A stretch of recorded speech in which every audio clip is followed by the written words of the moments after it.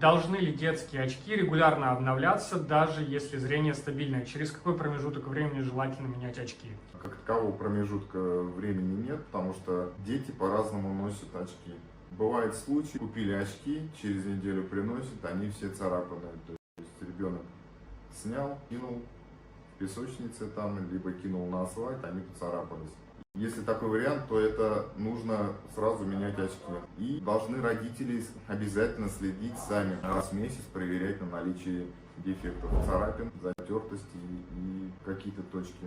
Ну, в общем, я так понял, что как такового смысла обновлять постоянно нету, только в случае, если родители увидели, что с очками что-то не так, там, да, где-то раз в месяц рекомендация проверять их, и если заметили, что что-то не так, то надо сходить и уже что-то отремонтировать, либо заменить.